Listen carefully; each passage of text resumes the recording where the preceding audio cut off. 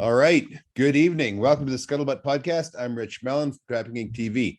Today, my guest is from the southwest corner of Alberta, a place that we lived for a couple of years, Pincher Creek. And this is Lindsey Patterson. And welcome to the show, Lindsey. How are you this evening? Good, Rich. Thanks for having me. It's a pleasure. It's a pleasure. I once spent 2 years in Pincher Creek, but it seemed more like 10. we lived at the top of the hill. You drove up past the Royal Bank, and up at the top there you came to there was a big open field to the right. There was a big white house on the corner of LaBelle Street, and I don't know if it's white anymore. It was 944, 744 LaBelle, and that was our place. Well, the wind blew all the way from Castle Mountain to our place, and I could put down fresh sod on the west side of that building every year, and every year it would blow all the dirt out from in between the roots of the grass.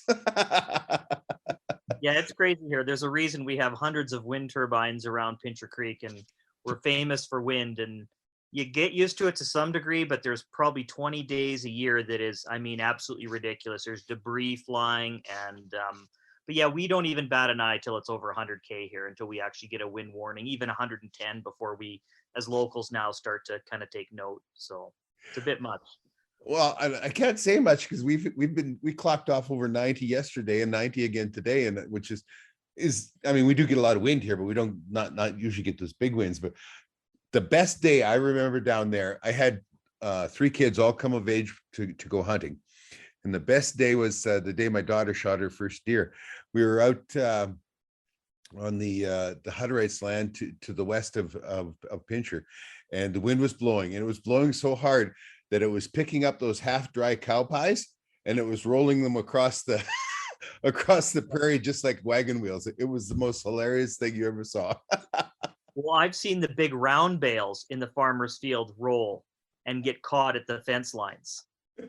That usually happens once or twice a year. And you know what those things weigh? Yeah, well, anywhere from 12 to 1,800 pounds. I mean, holy cow, that's a lot of weight. That was the first time we ever saw snow rollers too. Yeah. And for anybody out there wondering what a snow roller is, it takes a certain combination of snow where you've got fresh, fluffy snow, and then the temperature rises very, very fast with a big wind, and it actually rolls snowballs. So you might have a quarter section or a half section, 160 or 320 acres of snowballs. And I'm not kidding. It is the craziest thing, isn't it? Yeah, absolutely. And so, it can be challenging with trapping, I tell you. Oh, yeah. You probably live in the only place that's worse than mine for the temperature changing for doing things like footholds and that. Oh, it's one extreme to the other, no doubt. Yeah. I've actually shot gophers on Christmas Day in Pincher Creek. Yep. Yeah. Yeah, we see them when we're out trapping all winter, January, February, we'll see them every month of the year, you bet. So there at Pincher, we were talking just before we went on here, you trap both residential, which is private land, and you also have our partners on a registered line that up in the Big Bush. Correct. Yeah. Okay. And residential mostly, then that you must be there. You got to be focused on coyotes. Absolutely. Yeah. And how's the population around there? Stable, good. I don't notice much for fluctuations from year to year, very little. We're very fortunate down here with disease. Less than 1% of our coyotes, or from my numbers, have mange or shoulder mites even, or about 1%. Wow. I usually catch between 150 and 200 coyotes a year, and may only pitch 2 or 3, maybe 4 in a bad year. So we're very fortunate, because I know you guys, Central Alberta, Northern Alberta, especially with the shoulder mites, it's bad. So terrible. I had one last year that I was so tickled on. I caught 20 or 21 on it. I only had to throw 3 away, and the other one I was over in another area where I hadn't trapped before and set up bait and all that, and I only got to skin 3 out of 20 or 22. It was like the rest were just terrible. Coyotes, and mostly here it's shoulder mites. Yeah. But when it progresses, it's no longer just the shoulders, it's all down the sides of the front of the animal, and they smell and they're matted, and and it's I mean, mange is an ugly disease, but shoulder mites is pretty rude too. I don't know if they survive it. I don't know. I'm told they do, and they can, because it's just a lice technically, Yeah. and they can grow that back the next year and overcome it and become a fully primed coyote the following season. It's my understanding is it's not a lethal type of pathology or anything like that in them, unlike mange. So Oh, okay. yeah, I know mange can be cured. Ivermectin, yeah. uh, which is now becoming kind of a wonder drug, isn't it? But I know a that's lot. topic, Rich. You don't need to get into COVID here. I know a lot of farmers that aren't worried about COVID. Me too. Me too. In a rural area here, yeah. Exactly. Ivermectin, but I know that it'll cure mange, but I neither one of them though, they can't develop a immunity to, can they? I mean, I because don't believe so. I don't believe so. No. they're both parasites. Like the one's a mite. The mange is Yeah. caused by a mite, and the other is caused by dog louse or lice or Yeah. whatever. Yep. So that's unfortunate. It's unfortunate because I mean it's even hitting in our wolf population up here. But that's just a sign of overpopulation, right? You bet. Yep. So 150, 200, you're a busy man. Yeah, I'm a busy man. I work full time. I'm a chiropractor here in Pincher, which is nice. I meet a lot of people, a lot of great people. I mean, I moved here 15 years ago, rural area. Just I've always felt rural people. I come from a rural area myself. I grew up west of Calgary towards Prairie Creek, but they just seem to be more down to earth people, a little more easygoing, and just good people in general. And I really like it here, and it's nice making those relationship with the landowners and helping them trim down those coyotes. I mean, a lot of times they approach me, not the other way around. Come calving time, and then guys have calving issues in the spring. They'll phone me. I say, look, I can't get you till fall, and if it's a decent area, I'll try and help you as best I can. And yeah, and I always say this with the trappers, we work really well with landowners, and we complement each other in different ways very well. It's such a symbiotic relationship, really. It So is, and we don't have to sell our services to a rancher. They understand very well our value. Uh, yeah. what do you have a favorite technique, or what techniques are you using for coyote? I mostly snare, more or less using the Seneca setup with a kill spring, a lead, with a kill spring and a 265 breakaway. I've gone to the bigger springs. I have a mix of springs, and the bigger is better, but they're a little harder to hide. So I have a mix of different equipment. Last year, I got a little bit into leg holding. I've always been so interested in trapping. It's just the 24-hour trap check on the private land gets me, and I work full time. But I ran a half dozen traps just for a couple weeks last year at a spot really close to Pincher that I could actually check every morning before work or right after work, and that was a pile of fun. And I already bought some of my own traps this year, and I plan on doing that more to get an animal as cagey as a coyote to step on a pan that's 2 inches by 2 inches is a lot of fun. And if we even had a 48-hour check, like we do on registered lines, that would be fantastic. But I'll do what I can and just do real close to Pincher, and like I said, just do it before or after work. Yeah, we have 48 hours out on the big line. You would out on your big line as well. Yeah. But it's tough, yeah, to maintain that. And the worst part is that when you take a look at how long that trap will sit there before an animal is actually in it, Mm-hmm. and the fact if you have to check it every day, well, it might be 30 days or 40 days before you have an animal in that trap, if ever. I mean, you don't know. There's no guarantee. Wish I could guarantee, but I can't. But that's cool that you're getting into it. So have you what foothold are you using? I bought some of those no BS traps, those new ones. Oh, okay. And I really like those. I borrowed those from a friend last year, and they just, I don't know, they just seem to be, I don't know, stronger, better, and of course they're Canadian certified, which is what's required of us.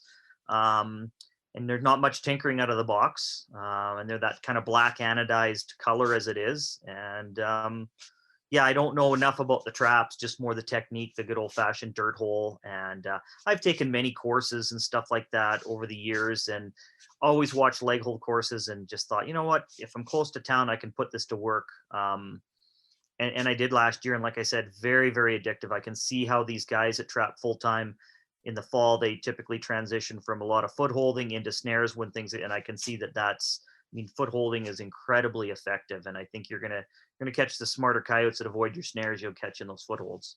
So how many coyotes you get in footholds last year? I think in that 2 week period, I got 8 or so. So I was That's was good. happy with that. Yeah. Yeah. And you were using like a dirt hole or flat set or? A bit of both, some dirt holes and, flat set, a little bit of both. And it's right next to a feedlot that is just full of coyotes, which is helpful. And I've got snares on the other side and of it. And by the end of the season, the coyotes that are left were pretty cagey, and you could see all kinds of refusals in my snares. And so I said, well, I'm gonna fix them. And I did catch 8, out of, like I said, only half mile from my snare set, and it was kind of satisfying to walk up to them. And yeah. So we're talking about the big feedlot just to the east of Pincher? No, that's Spruill's feedlot. This one would be a little bit further south. Okay, But that's what I was talking with Sproul's. yeah, I just didn't know whether anybody wanted to mention Sproul's name or not. yeah. No, he's a great guy. He's a great He guy. I is, travel yeah. over on his place as well. You bet. Yeah. Yeah, yeah. So you work then off of bait piles? Yeah, largely bait piles. I get quite a bit of butcher trim. There's a big butcher shop, Backcountry Butchering in Cowley there, that processes a ton of game, and Yeah. I go there and get lots of scraps. And there's another place up in Willow Valley, a little bit further west. And now these guys with CWD issues and disposal fees, they have to truck their stuff all the way to Lethbridge. So to an incinerator, our local landfill no longer accepts them. So we end up saving those guys some money. They're very happy when you come and load your pickup truck up and Yeah. take some bait and stuff like that. And then I'll take some hides and stuff like that of deer that I've taken over the fall and put a little water in them and stink them up. Just little bits of scent and stuff like that here and there. So how many baits you run? I'll maybe have as many as 10 going. Probably got 7 or 8 good ones that I keep all year, and always looking for more. I usually add 1 or 2 and not lose, but just discontinue for a year, 1 or 2. There's one spot that I go all the way up by Calgary, kind of where I grew up, that Jumping Pound area. And it's a long way to go because it's, a little over 2 hours for me. I have one bait way up there, and that is always my number one bait. I just know a lot of landowners up there from growing up there. And every year I'm like, this is so far to go for one bait, but it's always the number one. So we go all the way back, and we have a spot where we catch some wolves by Chain Lake. So we just time that day that we check near Chain Lakes for the wolves, and we catch quite a few coyotes in the same area, so that we can at least pick up another bait on the way. I'd like to have another bait even along there, but yeah, logistically you got to manage. I try and make a loop as best I can, and so you can check as many as you can in a day. So what makes that bait so special? I don't know that there's any other trappers in that area, for one. And just when I lived out there, the habitat, I don't know, there was just always a ton of coyotes out there. Last year was a little tougher. It's only the second year that I was out there. They're on to me a little bit, so they're getting a little wiser, but still, I can catch 40 coyotes off a bait. And 40. Yeah. There's another, that feedlot that I was mentioning earlier. I can usually catch between 30 and 40 off that every year. And every year it's about the same. The first year I caught a few more than that, and I thought, oh, I won't catch many next year, but the next year was the same.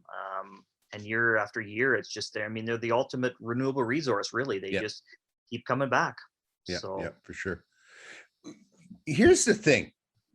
When we set traps, whether it's for marten or lynx or bait for coyotes or whatever, we have something we're looking for subconsciously, it seems, or very consciously we have an idea, about where we want that bait to go. And sometimes we're right, sometimes we're wrong. What are you looking for when you go to set a bait, you've got a new big chunk of land and you're going to set a bait. What are you looking for? Where's that bait going to go? Hey folks, Rich from Trapping Inc. TV here, and it's no secret that I'm a big fan of coffee. Our friends at Old Smokes smoke roast their coffee beans over wood fires. You have no idea how good coffee can taste until it's smoked coffee. Did you know that studies have shown that just the smell of fresh coffee can boost brain activity? Yeah, it's that good. Sandy and I have teamed up with Old Smokes Coffee to make our own Trapping Inc. coffee blend. Let me introduce you to Wolverine, an ultra dark roast coffee bean smoked over maple wood fires. This is the pure, uncut trapper's fuel that keeps us laughing and trapping all day long. If you'd like to try our special blend, you can find it at www.trappinginc.com/shop. If dark roast isn't your thing, Old Smokes has 5 different coffee roasts from light to extra dark, each roasted over a different wood for a unique flavor. Right now, you can order from their online store and use our promo code RICH, that's RICH, and get 10% off your entire order. Just go to www.oldsmokescoffee.com. That's OLE smokescoffee.com and use the promo code RICH. That is promo code RICH for 10% off your entire order. And now let's get back to today's show. Well, near feedlots is nice, but not critical. I really like that brushy cover. Like down here, we've got fairly decent trees, depending, like right here in Pincher, we're kind of at the edge of the foothills and the prairies, but any coulee typically has got, Saskatoons and choke cherries and brush like that. But you learn very quick that in those coulees, when you first set in November, most of that cover grows kind of on the west side of those coulees. And a lot of times the east side is completely bare. So that's where you hang your snares. Well, guess what? As soon as you get your first snow and blow, where does all the snow accumulate? Well, right where your snares are. And I mean, sometimes under 4 and 5 feet of snow, and it's toast until the season's over. So it makes it difficult because it looks so juicy. And the reason it is juicy is that snowpack accumulates there and nurtures all of that foliage more and makes more dense cover. But if you get much snow, they just blow right in. Yeah. So I do like those coulees. A place too that I can get my truck within a couple hundred yards. I mean, I'll preferably drive right in, but I often use a calf sled, and I don't use a quad at all on the resident line here. I'll just use a calf sled and put as much bait as I can in and go in and out. So I want to be able to drive within a few hundred yards at the most of where I'm going to have some sets. Cow trails, it's really important. I like native pasture land, not anything crop, where lots of rows, hips, things like that, where you have well-defined cattle trails.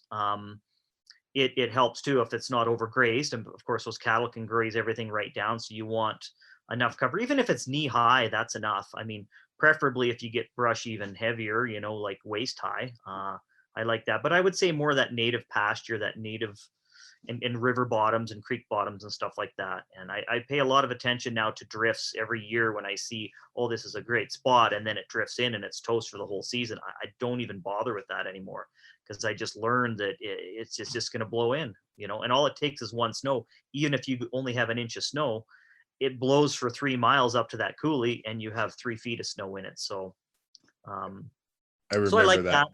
Yeah, I try and stay away from houses, obviously. I do, if I'm within, a mile or so, I'll often talk to those people and tell them that I have permission and that I will be snaring in that area, and give them my cell number and contact information, and don't have too many problems. I've caught a few dogs over the years and they've all been alive. Not a problem. The landowner or the adjacent landowner will phone me and we'll go and get their dog. And a lot of it is a learning experience for them too. They don't know that it goes on, and I show them breakaways, different things like that. And most are very good about it, because most of the neighboring landowners too, they're cattle producers too, and they like to see them trimmed down. So Oh, absolutely. It's very much like you said, they are a renewable resource. They never quit. It never slows down. So do you have, for setting snares, then do you have to use a snare stand, or do you can you have enough brush to work off of there? I use number 9 wire for and whammies, like the Seneca setup typically has. I actually like to take a length of number 9 wire and wrap it around a large nail, and then have a tag end sticking out of that 9 wire at the bottom as well. So it actually has kind of 2 anchor points that go in the ground when I pound it in, so it can't spin on the nail. And that way it's like a very portable. I can put it wherever I want. I can put it on the edge of a stubble field. I can put it wherever. And if there is enough trees, I'll just, wrap that around the tree with the nail on the bottom. But that way it gives me that versatility. And I really like using that. I pre-make a whole pile of those and then just have a bunch in the truck. So you're not worried about trying to find a bush big enough to tie a piece of number 9 wire for. And the same with anchoring my snares themselves. If I can tree tie, great. I would say maybe only, I don't know, maybe a third to a quarter of my snares are tree tied. The rest are rebar staked, and I just pound those in, and I'll leave those year after year. I just take the snare off and leave the lead there. And so yeah, kind of a blend, kind of a mix. Okay, so you're taking a piece of 9 wire that goes up high enough to set your loop. You've got a coil or whatever on the bottom that you have a nail sticking through, and you just pound Correct. that nail into the ground. Yeah, wherever I need it, you bet. Okay, that's a slick idea. Yeah, works really well. Yeah. And then what for your rebar stake, you use a single stake? Yeah, I always just use a single stake, just with a washer welded on top, 18 inches or so. Oh, okay. 18. Yeah. Well, you It is got good clay It is there. important with those number 9 anchors with the nail to leave that tag end of the 9 wire out, so that goes into the ground as well. Otherwise, sometimes that nail will just spin in the ground a little bit, Gotcha. if that makes sense. So you kind of have 2 anchor points, the nail and then the tag end of that 9 wire coming off at the end of the wrap there. Yep. And that's very helpful. Yeah, I can see that. A simple solution to that wind blowing and pushing Oh yeah. your snare sideways, right? Yes.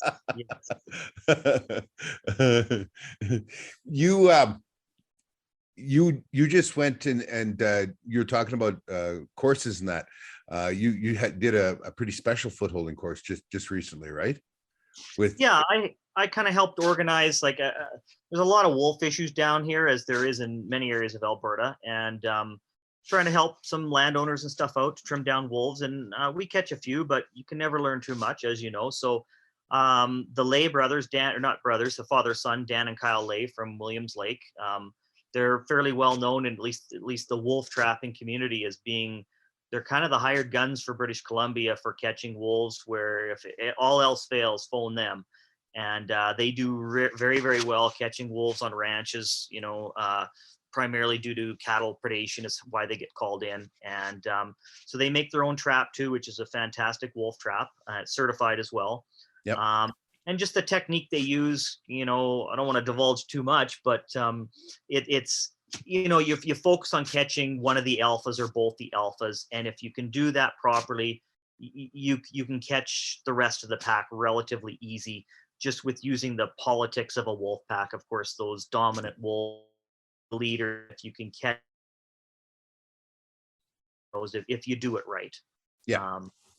So it was a very interesting course, lots of slideshows. If I think there's other people in Northern Alberta that were interested in getting them out too. I had spoke to a few people in Northern Alberta that were going to come, and then they discussed with me, well, I think we might want them to come up to Northern Alberta and give a course. And I said, yeah, great. You won't be sorry. It was a really well done course. And we had 2 days of instruction and then 1 day in the field to put everything to work. And very, very interesting. And like I said, those slideshows, I've always loved lots of pictures and slides and stuff like that. And those guys, yeah, they're really interesting. And as you know, they tend to be the last people that are called. And anytime you mess with an animal, they just get smarter and smarter and smarter. And they say it's often difficult. You're the 3rd or 4th guy going in there, and everybody else has just educated them. Wolves in particular are extremely intelligent, and they're the ones that get called in to try and fix everybody else's problems and why they couldn't catch them. And they still do very well. Oh yeah. What was the one, like, I'm not asking you to tell tales outside of school here, but what was the one thing that surprised you the most about their approach? Um, well, relatively simple, but like doing lots of the little things. And maybe the biggest one would be the mindset. It didn't surprise me. I know that with trapping coyotes myself. But if you go in there just, I hate wolves, I want to kill every one of them, you're just, I don't know, there's something about that. You're just not going to do well. But if you go in there determined and confident, but, kind of respecting the animal and just putting what you've learned to work, you tend to do better. And they say people will often give off that aura, and they can pick people out of courses and tell you're going to do well. You're just calmer, and you're, certain demeanors of people. And they said, like, you can't describe that. And there's no science to that, but it is absolutely real. And they say they can't stress that enough. Don't go out there and just like, I'm going to get every one of these SOBs because they're killing my buddy's cows. And it just won't work that way. So I found that to be really interesting. But I've noticed that even with my hunting, with other trapping and stuff like that, that right frame of mind seems to be a bigger deal than I think what people give credit for. And I was kind of worried because I told them, I said, well, if it's excitement, like, is it okay that you're excited? Because if you're excited, I said, I'll never catch a wolf because I'm so excited about this all the time. And they say, no, excitement is good. Just, it's the other things. Right. So that I was think maybe the most interesting part. I think it's that way with life, though. I mean, every morning you get up, you make a choice to be happy or not. I mean, I completely agree. I and completely agree. Yeah. and that's your choice. And I think that shows through in anything. For me, I look at people who are unhappy, and we all know somebody who's chronically unhappy, and I think about, oh my God, what misery it must be to live inside that skin all day long. And you look at something like trapping. Why would I want to be angry when I'm trapping? Do you know what I No, mean? It's it's my happy place. I mean, it's I'm exactly like, it. I am like a kid. Every day I check, I am that night I can hardly sleep thinking about the bait's been hot, that bait's been hot, or we added a couple snares here or there. And yeah, I'm just as giddy about it as I have ever been. And yeah, I can't get enough of it, really, and all aspects of it. That's why I'm starting to get into footholding now. Yeah, I love it. Well, it's funny. We did an episode on the show this year, and it was Christmas Day. And when Sandy teases me in the intro and says, "Well, every time you walk up to another set, it's Christmas Day." It's again and again and again, and it's true. It is. Yeah, I mean, yeah, it's pretty funny. And people who come out with you on the trap line, they get into that really quick too. Getting out and yeah. checking in that, and they're all excited to see stuff. And sometimes they get so, especially when you're, where you got a multiple sets and that they get ahead of themselves. It's like, they see it and then they want to move to the next one. Well, we got to take care of this first. This got to slow down here. Oh, I'm very much the same. My girlfriend Tiffany here, she traps with me 90. She has her license. She's taken the course and everything, and she's very, very proficient. But and she wants to go by herself a lot of times. We're trying to run all these baits, and she says, "Well, I'm not working. I can go." And it's like, well, I don't want you to go because I want to. I want to walk up to every one of those sets. It's not that she's very proficient in maintaining and resetting and dispatch if needed and all that, but it's more I got to get over that so we can maybe run a few more baits. And even when we're checking together, if she's, I'm dealing with a dead coyote and a snare and she starts walking ahead, I mean, I cut that thing out twice as fast and loop a new one on to catch up just to see, yeah, it's a lot of fun. I completely understand. So do you must process all your own then? You do your own skinning and boarding and fleshing and boarding? I do all my own dirty work. Yeah, yeah. Good. So yeah, I've got my garage set up. I've got a winch set up, and I actually have a cooler that I built that I use in big game season because I'm an avid hunter, as most of us trappers are, especially bow hunting. So those seasons open in September. So I've got a walk-in meat cooler. And what I do is after the season is over, because it's so well insulated, because my garage itself is not heated. I do have a wood stove in it, but I just simply put a space heater in that room. It's not that big. It's maybe 8 by 10, but I can still hang a couple dozen coyotes in there if I need to. and I just keep it at about 15 to 18 degrees to thaw coyotes if I need to, and then just pull them out and winch skin them all and flesh them and do all the dirty work. So that cooler actually works really good as a hot box too. So it kind of dual purpose depending on the type of or the time of year it is. Yeah. People don't understand how long it can take to thaw a coyote, you know? Hey folks, Rich from Trapping Inc. TV here, and it's no secret that I'm a big fan of coffee. Our friends at Old Smokes smoke roast their coffee beans over wood fires. You have no idea how good coffee can taste until it's smoked coffee. Did you know that studies have shown that just the smell of fresh coffee can boost brain activity? Yeah, it's that good. Sandy and I have teamed up with Old Smokes Coffee to make our own Trapping Inc. coffee blend. Let me introduce you to Wolverine, an ultra dark roast coffee bean smoked over maple wood fires. This is the pure, uncut trapper's fuel that keeps us laughing and trapping all day long. If you'd like to try our special blend, you can find it at www.trappinginc.com/shop. If dark roast isn't your thing, Old Smokes has 5 different coffee roasts from light to extra dark, each roasted over a different wood for a unique flavor. Right now, you can order from their online store and use our promo code RICH, that's RICH, and get 10% off your entire order. Just go to www.oldsmokescoffee.com. That's OLE smokescoffee.com and use the promo code RICH. That is promo code RICH for 10% off your entire order. And now let's get back to today's show. It's unbelievable. I will take a frozen rock hard coyote and I will put it in there at 18 degrees. And sometimes it's just over 3 days to thaw it completely. So it tells you how well insulating those coats are. Actually, I find that mine thaw quicker if I throw them on the concrete. And my shop is heated by coal. I have a coal burning stove in there. And it's no different than a wood burning stove, just it burns coal. But I keep it at about 15 degrees in there. And they will actually thaw faster on laying on that concrete, because that concrete is up to temperature as well, right? Mm-hmm. And they just being in contact, I think maybe it gets rid of some of that insulative factor, because the hair is compressed and the heat is closer to it, that kind of stuff. But if I got to thaw something fast, I'll lay it down. If I've got, if I'm getting home on a Sunday night and I don't want to skin till Wednesday or whatever, then I'll just hang them, right? And then they'll be ready to go, like you say. But it takes 3 days. It's not like an overnight thing.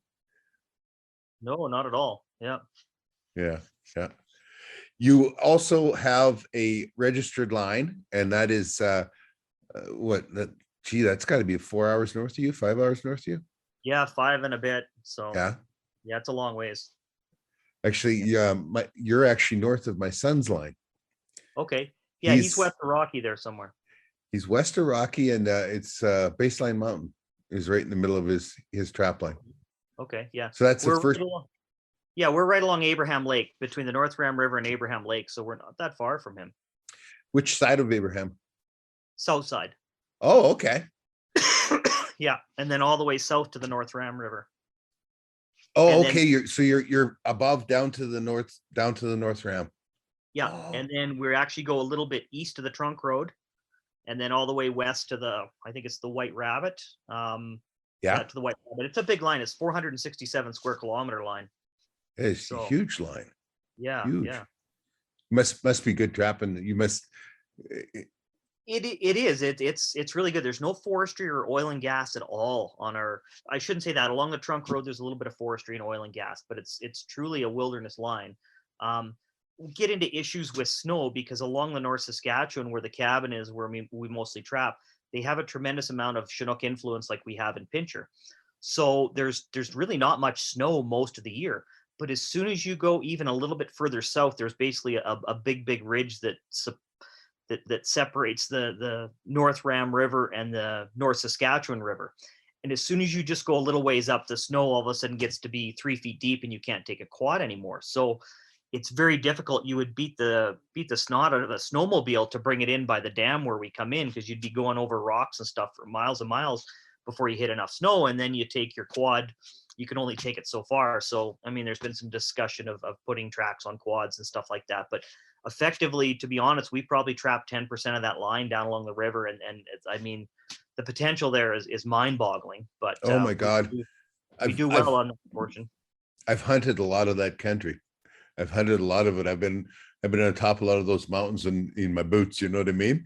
And Yeah. yeah, that would be cool. I mean, there's some places that you just like to hunt or like to trap because you have history with, and I have history with a lot of that area that, well, from anywhere where there's sheep in Alberta all the way down those mountains. I've, all the way from up at Kakwa River all the way down to 400 down where you are there at Pincher. I've hunted all of that, and I always thought it'd be cool to trap. And when I was looking for this the last trap line that I bought, I was looking at one of the Eastern Slopes trap lines, and that I'm glad I didn't get the one. I'd made an offer to a guy, and he'd accepted, but then I found out he was just using me to leverage his junior partner. Is what was going on, and I was angry when I lost out on it because I wanted it, and I liked the area, and I knew the area, I'd hunted it and everything, and then this other one came up, and it was not in an area that I would ever looked at before, right? But then it turns out I got a lot of animals there that I would never had on that Eastern Slopes. I mean, the Eastern Slopes would have had the fisher and wolf and or no, not fisher, pardon me, but wolf and lynx and marten and nothing else really, wouldn't have had the beaver, the muskrat, the otter, the mink, and all that kind of stuff that we ended up having. So it was one of those unanswered prayers from God, right? But your line you got a fair amount of water there. So do you have things like otter there, or do you have an otter quota, or? I believe the North Saskatchewan River is the boundary. As soon as you go north of it, there's otter quota. Oh. And that's our north border. So we technically do not have, we don't have otter quota. Now, I've been told by the Rocky local, and you may know this more with your son being there, that there's a pretty big push. The biologists acknowledge that the otter population south of there is doing quite well. And they're talking about having quotas move further south. In fact, we've got them here in the Old Man River. I just got some pictures the other day right below the Old Man Dam here, just by Pincher. There's been several for years, and on the Crow's Nest River, there's been lots for years. Speaking of the biologist down here, who actually sits on that advisory group of specific biologists in Alberta that advises with trapping regulations and stuff, she's even said that there's a potential for a small quota this far south.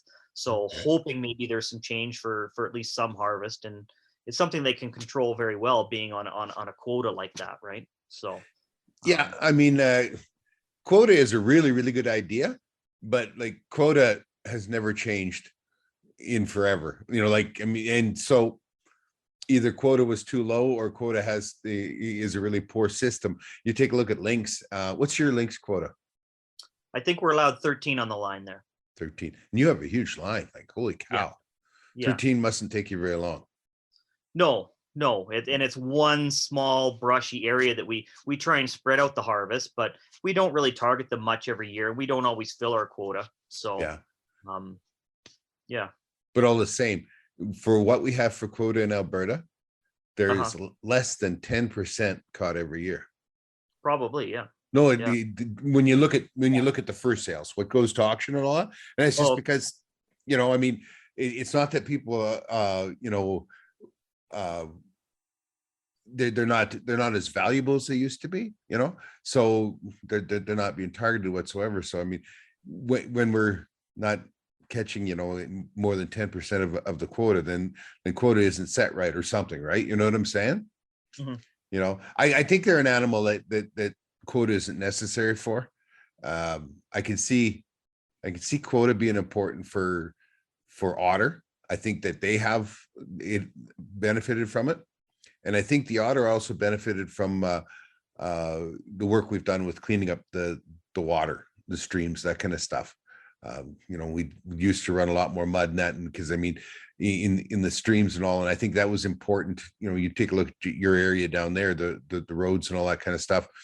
Those watersheds are very important for fish, and that's what's important for the otter.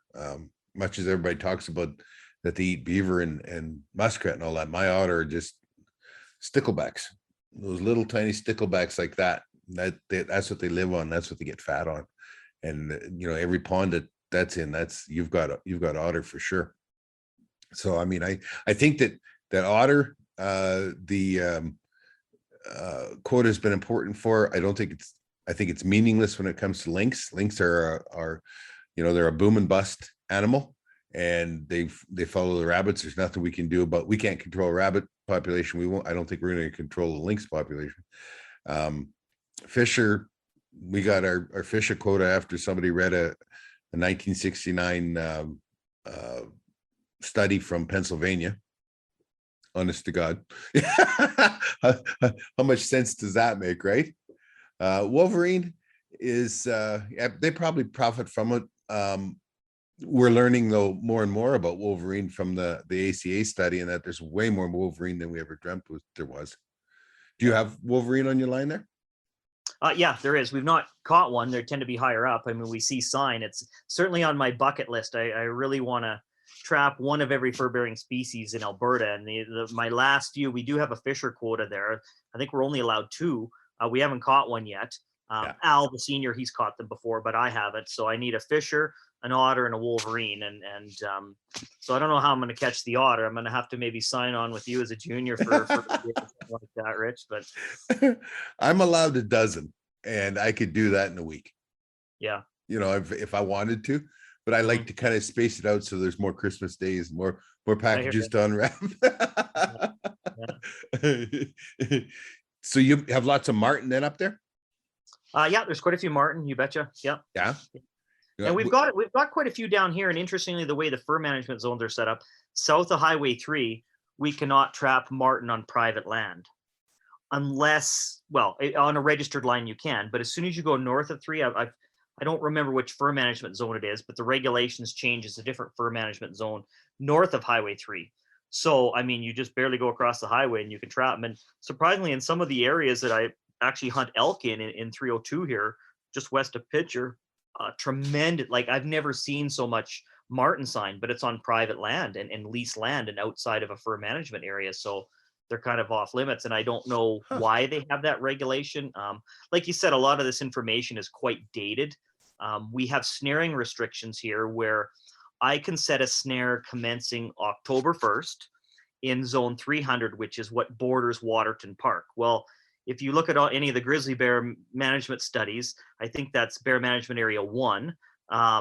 It has the highest density of grizzlies in Alberta. We have a ton of them down here, yet I can set a snare there. As soon as we go north into the Porcupine Hills, it's a different fur management zone, and I can't set a snare before December 1st, and it says right in the regulations, in order to protect incidental bear catches. So, I mean, it makes no sense. I mean, there's not near as many grizzly bears in the Porcupine Hills, for example, as there is in South. And I just think that I'd have to look back, but I bet you that regulation's been in place for 30 or 40 years, and it should probably be revisited.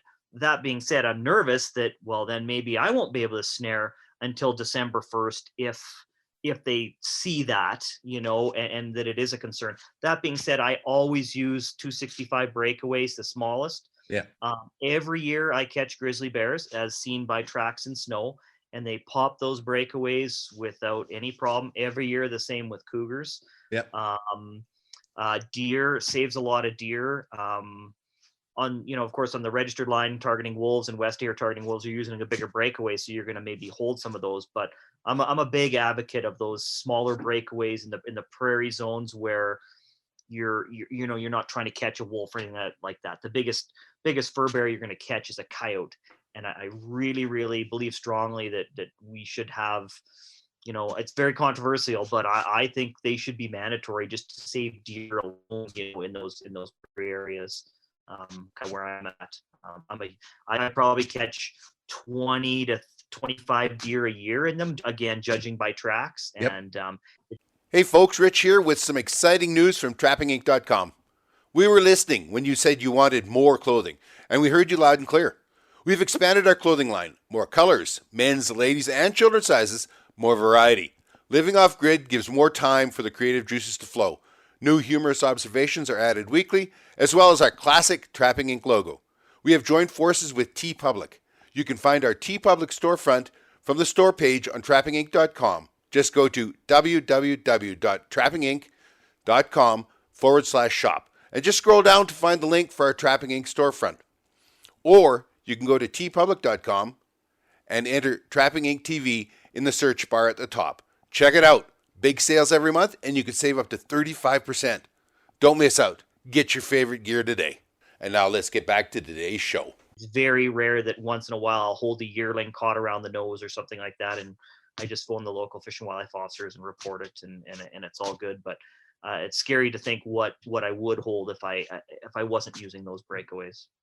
I totally agree, and it's really funny because if you ever put a trail camera on one of your baits, you'll be astounded at how many moose, deer, and elk visit a bait. You know, and they're just so curious about it. I mean, how many really nice buck deer I'll have go up and sniff my snare. You know what I mean? I'm amazed too. Like, you have this bait pile of dead ungulates and predator tracks all around it, and yet you're right. These moose, elk, and deer come right in, and they're like, "What's going on here?" It's like, you should probably get out of here. You know, this is a bad place. But they're very curious. It doesn't bother them at all. I mean, once again, I mean, here we are, two trappers who, you know, very familiar with the ways of life and death, and yet we're guilty of the Disney thing too. You know, we're kind of like the Disney effect, where these animals should know that that's bad and scary and all that. They deal with this stuff all the time. I mean, it's nothing for them to be scared of, right? It's just like the first time somebody has an experience with a bear, and they said, and I shot right over top of it, and it didn't scare it at all. I said, why would it scare them? A loud noise. They're used to loud noises. They're used to thunder and lightning and that kind of stuff. They don't know to be scared. They don't know that it was a gun that you shot at them. You know what I mean? It's pretty funny that way. So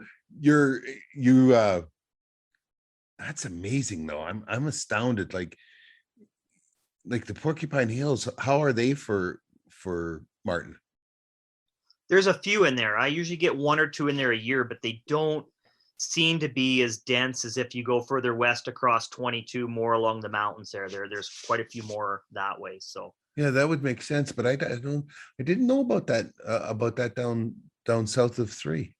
That is strange. Because I mean, I think anywhere else in Alberta, practically, I mean, where there's marten, you can there is like the whole province, with the exception of south of Highway 3. You can trap marten during the normal season on private land, leased land, where you have permission, but just not down here. In fact, I know one of the gentlemen, Bruce McIntosh, great fella, he's had the line on all the front ranges from Waterton all the way up to Mill Creek, and he gets a lot of marten on his line, but he does a lot of private land trapping adjacent to his line too, along Highway 3 going to Waterton. And he says too that he sees far more marten sign on the private and leased land adjacent to the forestry where he traps a few than he does, you know, where he can actually catch them. So that's interesting. Yeah. So do you are you too far west for bobcat? No. I've taken over the years 3 bobcat. They're by no means common, but we do have them here, and it's always kind of a big deal. You know, I get excited with my girlfriend and stuff if we see a bobcat track. And sometimes, you know, I know you've described lynx as kind of those hippies wandering through the woods. Well, sometimes those bobcats are the same. You see one track once and you set heavy for it, hoping it's going to come back. And, you know, maybe it's early November, you see sign, and the whole season goes through to the end of February and never comes back. Other times, so the ones I've caught have hung around bait sites and stuff. The one we had a Kona bear box to catch. We were catching actually lots of skunks in the area. Like I said, I like to target everything. We were catching skunks, and this bobcat, a weasel had actually gotten into it and got caught in a 280, and it had eaten the weasel. And so we reset it, and that thing would hang around the box and look, and we saw its tracks all the time. And I set some smaller snares and made some pen sets, just would not commit to anything. So finally I pulled out the old number 3 soft catch there and said, okay, I'm going to have to check every 24 hours, but I'm going to get this thing. And I think it took 4 or 5 days, and we would go in, and this is right at the end of December when it was dark when I got off work, but the girlfriend and I would go in with our headlamps, and we'd look, and 2 or 3 times it was right there, and we saw its eyes glowing back at us. Oh, cool. And so then finally we backed out, and the next day we came, and sure enough, there he was. He was caught perfect with the front paw in a bit of a pen set, and he'd stepped right in it. And it was an old cat. His pelt, like his fur, wasn't that nice, but I weighed him. It was 41 pounds. It was a huge bobcat. Holy. I put him on the scale. That's what he was. And his teeth were like marbles. They were worn to nothing. And I'm sure that that's what was keeping him around that bait, is he was on his way out, even though he was still big. And his pelt, he had burdock in it, and it was kind of beat up. And that one just went the tannery for myself, just because of everything leading up to that. And remember that one, Tiffany? We messed with that cat. We'd seen it for 2 weeks, and we finally caught it. And that's what's so fun. You make, some of these animals you get personal with, trying to fool one critter. And I've got all kinds of tan stuff, because it's more of a memory to me, how I caught it and where I caught it, and the weather. Can you remember all that stuff? Just like a deer head or an elk head on your wall, right? I have a serious taxidermy addiction. Yeah, I hear you. But I often say that being a good trapper makes you a far better hunter. No question, and vice versa. Look at the guys like Tom Miranda. I mean, he's such a big name as a hunter, and a lot of people don't realize that he started off as more of a trapper than anything. He started as a trapper completely. Yeah, he actually broke a lot of ground there when he would fly, he out west and that, the Dakotas and Wyoming and that. He had a little plane, and that's literally how he checked his line, was up and down all day long with a little plane, right? Yeah. Yeah. If you're a good hunter, you can be a good trapper, and I think the two very much go hand in hand. I think that I got a mall whitetail with triplets out here in front of. They're cute. I just mowed my power line out front, and so now you get to see everything. Normally they'd be covered in the trees and everything, but when it comes to hunting or fishing, whether it's rifle or archery, whatever, you still have that advantage of distance, right? You still got to get them within 30 yards or 200 yards or whatever. But when it comes to trapping, you have to get that coyote to put his foot on that 2-inch pan, right? Of all the places he could put it, you know what I mean? So you're far closer to having a conversation with that animal when you're trapping than you ever dreamt of as being a hunter or a fisherman. You have to convince that animal that that's where he wants to go. Close isn't good enough. They got to be right there. Mm-hmm. Yeah, I find that's the biggest challenge, and I think that's where some people then develop a personal affinity for a particular animal, right? Like like the Lays with the wolves, and Morley with the wolves, and some of the other people that I've trapped with, like Kevin Schaub and his dad Rennie, and the Wolverines and the Lynx, and that it's interesting to see how their mind works. I found it fascinating with the Wolverines, and this just one of those things that I would have never twigged on. But when somebody has an animal, they it's like they can communicate with that animal. And with the Wolverine, they would have a bait pile that they'd be snaring wolves off of, right? Or hoping to snare wolves off of. He says the Wolverine would come in and they would claim it. And of course, when a Wolverine claims something, they pee on everything, right? They pee on everything, and so they'd set a pen there. They're stuck with wire pen, and they'd set it there. And he said, then you take a piece of meat that the Wolverine's peed on, and you put it in there, and he's got to go back and get it. And I said, how did you know to take a one that he peed on? I said, I would have been putting fresh stuff in there nonstop, and I'd have been getting bloody stuff and everything else. He says, well, we did it in the beginning, but then we realized that the Wolverine had claimed it and you'd taken it away, so he has to get it back, right? Well, it was like the light bulb came on in my head. It was like instantly I knew that's exactly the truth. That was that conversation you just had with that animal. So that was cool. And that's those are the kind of things that you work hard to have happen to make understand it. Some animals, I don't know, they like the marten and the fisher, and that they're perhaps not as I don't want to say deep thinker, because that makes alludes to the fact that they might have thought, and they don't. They're not sentient by any means, but they're straightforward animals. You have a bait and lure where the smell hits them and all that. Not very often are they cagey about anything. It's commitment and done, right? Some of the other animals, like the canines and to a lesser extent the felines, but or the wolverine, there is some, you have to have a little bit more understanding of the animal itself, right? There's a little bit more that has to go on. Agreed. Yeah. I really like, with those coyotes, when you talk, they're maybe not as, they think a little bit more, like you said, than say a marten or something like that. But all the time, especially late in the season, I really like to, see where I'm getting a lot of coyote refusals on one particular trail. And I'll often take that 9-wire and swing that snare right off the trail and give them a week or so and get them using it. And then the next time I'm in there checking, or after a couple checks, come in from the side and just swing that number 9 wire back across, or add a snare, 20 yards further, well before the refusal. And it's amazing, those late season coyotes that have been through your snare set and have seen a lot of their buddies maybe hung up in there. You pick up a lot of those smart ones by adding that at the end. And yeah, I have bait sites that you walk in and there are coyote tracks everywhere, and you look and you've got 25 snares there, and you've got like 15 refusals where they've gone around, and it just drives you nuts. So I like kind of try and get in their mind. It's like, oh, this snare isn't here anymore. And, eventually they kind of notice it's not there and start using it, and just little tricks like that. Again, it makes it more challenging, and it's just, I don't know, it's more fun. It's part of the allure of it all, right? Is outsmarting that critter. Morley showed me that with wolves.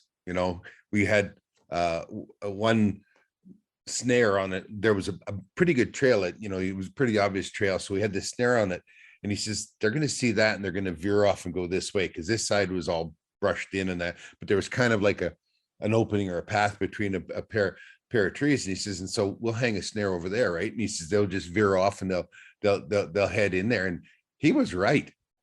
The first coyote I caught was on this veer off snare, and one of the wolves was on the veer off snare.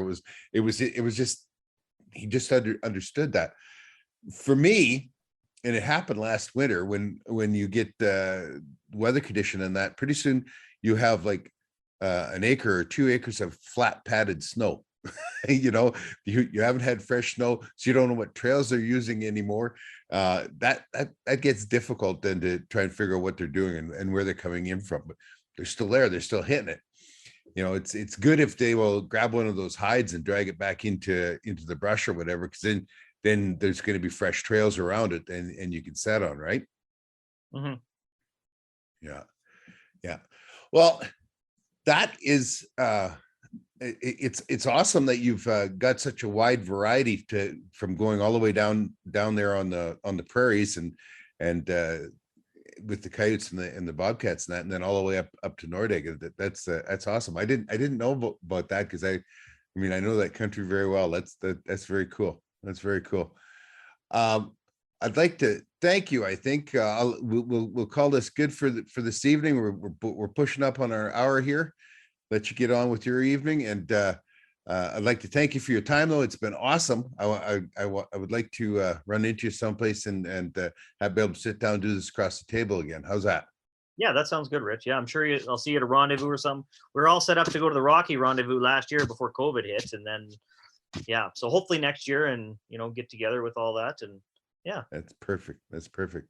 Okay, well, thank you, and I will say thanks to everybody out there for joining us. It's been awesome. I hope you enjoy your morning drive. I know you all download this stuff for your drive into the city or whatever, and hope we've kept you awake.